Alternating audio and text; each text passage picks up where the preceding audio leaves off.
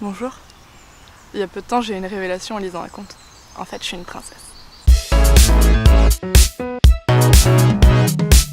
Mais d'où je tiens cette nouvelle lubie?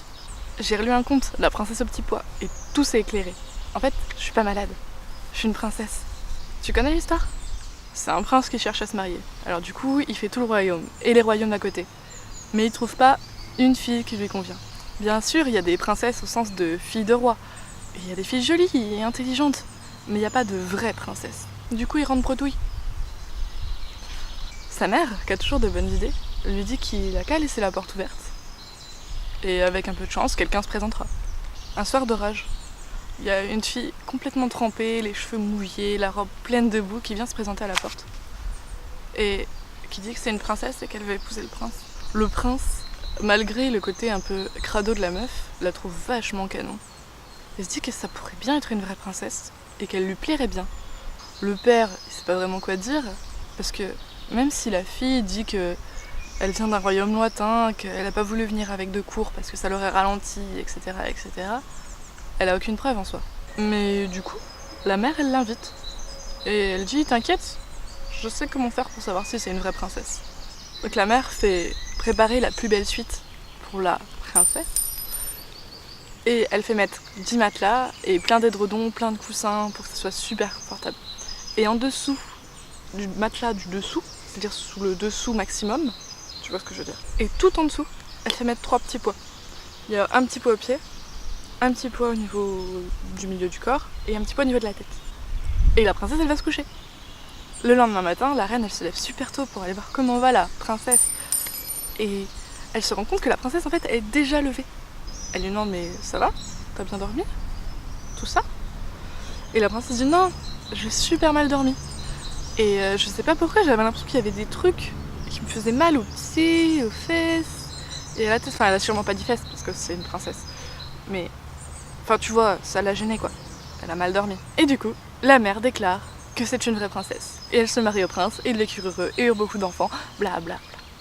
Mais quelles sont les leçons à tirer de cette histoire? La première leçon, c'est que si tu veux être une princesse aux yeux de tes beaux-parents, quand tu vas te coucher, quand tu fais évidemment chambre à part avec ta moitié, tu vérifies sous ton lit s'il n'y a pas des petits pois. S'il y a des petits pois, ça veut dire que ta belle-mère est une barge et qu'il faut que le lendemain matin, tu dises « Oh, j'ai mal dormi, j'ai eu mal partout ». On peut aussi dire qu'être une princesse, c'est avant tout à travers le regard de la personne qu'on aime, âme sœur, blablabla, blablabla. Mais ces explications sont beaucoup trop simplistes. La vérité, c'est que si elle a pu sentir les petits pois et dormir aussi mal, c'est qu'elle souffre d'un syndrome douloureux chronique généralisé. Ouais, c'est le nouveau nom que je donne. Bah, j'aime bien, ça déstabilise. Je trouve ça drôle. Non, parce que fibromyalgie, c'est un peu trop simple comme. Je cherchais un peu de place. Et j'ai vu qu'un médecin avait écrit ça sur un de mes trucs, alors du coup, je trouvais ça cool. Voilà, pardon. Je vais dire, qui d'autre qu'une personne avec une maladie comme la mienne sentirait des petits pois sous 10 matelas et endormirait mal? Je veux dire, moi dans le lit, si jamais le drap s'y fait un pli, je le sens. Je suis obligée de le lisser. Sinon je peux pas dormir tellement j'ai mal. Donc je suis une princesse. Et du coup, c'est cool parce qu'en plus, ça veut dire que tu peux être une princesse, peu importe ton sexe et ton genre. Bah oui, parce que du coup, comme ça dépend juste de si t'es malade ou pas, si t'as une fibromyalgie ou pas, bah, n'importe qui peut être une princesse. Enfin, tu peux pas n'importe qui du coup, parce que, enfin, voilà. Enfin, je veux dire, en même temps, tout c'est clair, tout est logique.